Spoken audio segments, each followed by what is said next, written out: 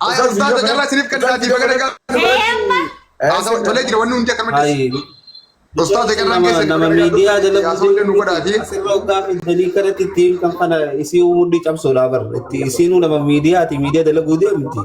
So wala media bidati to media mtu ustaz bira khud. Ustaz ya bani gor Mamadou denga tan fe nu gafati. Gor Mamadou nu gafati. Umar ko gafati. Itu dabara ayat hoba. Ya, gor Oke, Muhammad Shurube ol galcha namni modi thara kabda yo jiratan sabon tu nama Muhammad Shurube jo ol galcha. Mama shuru be tak tak bare sinagal jar ko. Ustaz jarra ngai sinama. Murtii fi dabbal galchaame asirra itti Modi thara kabdo namni boyelle ustaz Abu Sabruddin ile ol galcha azat jira. Barreessu jirtaa jira murtii. nama barreessite Ya barreeffame itti jira. Enyu warra gas raafin nuga dura. okay kanuma duraan dubbatee umbana akkas jala Warra duraan dubbate barreessine sadii. bakka Dabbalii fi murtiin nama galchuu dandeessu yaa. Murti bu ide beti mo jadara kan siba. Gomma sirga ya chubat. Oke, rakkoon qabu itti fa'anii nama atuun galchita. duraan kan hafe tofa duraan kan asirraa finnee achi booda Gas tirraa kennaa qoy haa. Barre badu namati Hamza Abashi me kasi barre sinati. Akaawuntii qabadhaa kan namoonni reemtu na baallama gallee habiralleen qarshii meeqa sirree sun jedhu Mama shuru be nasi galta. barreessana garee boqomantii bar. Nete jiba. Okay, warra asirrati okay dhugomsaa barreessi gamma dhugomsaan harka baasaa jira barreessi Dugom sara mega barre sitan. Murti barre sif.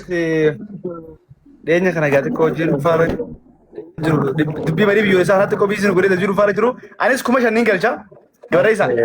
ayyee barreessi Ayya. Kuma shan barre sif.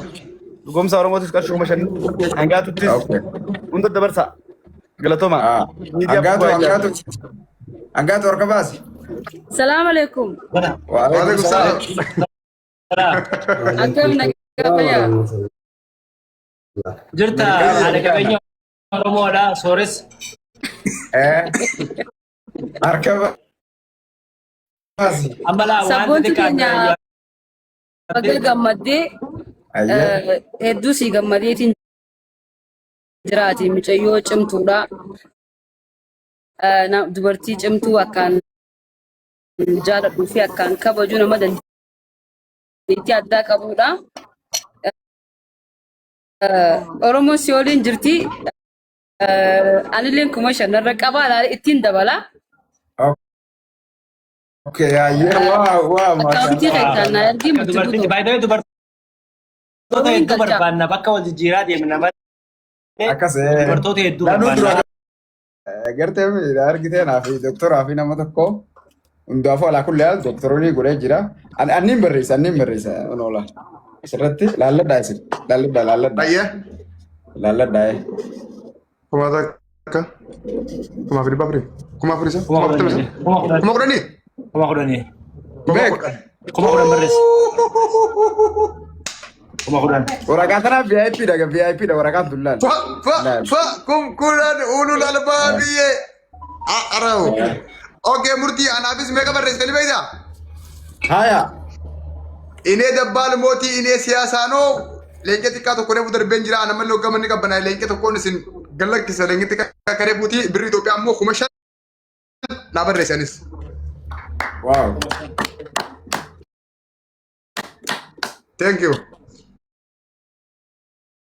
Galatooma warri gasirraa dhume ustaazamsaa fi kaaninuu si'eef. Taasamtaan nuu fi kaanusi nuu kan nusis ergaasaa jalqaba yeroo takka Kaanus ergaasaa dhagee. Ustaazamsaa kanneen achi booda. ergaa irraa fuuna. Osoo Hamza Chaan. Ustaazamsaa. Osoo Tuma. Labbee Ustaaz.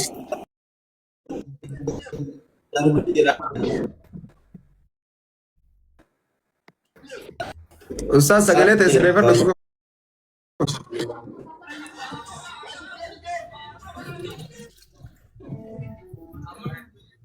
Akaawuntii ilaali sabboontu si dhufe. Sabboontu akkaawuntii ishee duruu adarbe fakkaatti mee ilaali. Allahu akbar. Osho Hamza iyyoo Allah. Hai, osoo ifiniin duruu waan darbe inni. Amma guddin oole wallah. Dhufe. Ustaz Hamza. Ay, ustaz waata kan gaafa nuti. Sabboon tu adii nutti nimin ustaz haasamu nu godhi bakka. Afaan nu qabde. Galatomi. Laalakki galatoo maali? Dubbilee addanaaf hin galle garuu immoo akka miidiyaa taate hubaddeetiin sabboontu ijoollee ol qabatu miidiyuma. Namni I don't know, go ask him. Mama, it's a charge. Tanaafuu sabboontu tana qofaa miti si duuba jirra. Si wajji jirraasi. Miidiyaa keenya nuti si miti. Miidiyaa keenya ol qabanne. Amma waan bareedduu fi waan nu boonsu tokko dalagu abdii qabna inshallah. Miidiyaa olii godhi. Keenyaanii guddifannaan gasum karas galatooma. Inshallah galatomi ustaz. Bakka xiqqoon baay'ee Galatomi ustaz. Inni muuritaa qabdan kaanus hin deebisa. Kaanus. Deebisee jira. Jamsu kan tokkollee seenu fedha fakkaatti mee. Tana qofaa miti deemu. Kaanus welcome baga nagaan dhuftanii itti hofaa jarraan keessan. Qarraa isaa. Ayyee baga nagaan eegdan akkam jirtu hundumti keessanuu. Darabbi kaanus welcome. Baga nagaan eegdan tokkummaadhaan akkanatti bakka tokkotti qabamtanii sabboontuu qofa osoo hin taane miidiyaa dhaabbachuudhaaf deemu kana jajjabeessuu keessatti gadi dhaabuu keessatti ashaaraa waan kaawwattaniif baay'ee ulfaadha isiniin jedha. Sabboontuun ammoo baga gammaddee baga sadarkaa kanaan si ga'ee waan boru gadi dhaabdu kan akka fiixaan baaftu carraa kanaan siif dhama. Yeroo hedduu miidiyaalee baay'een isaanii dhaabbatanii istuudiyoon isaanii eebbifamanii maal jedhanii booddee irra hin badu waan ta'eef akkas akka hin taane gamanumaan immoo ergaa kosii dabarsuu barbaada.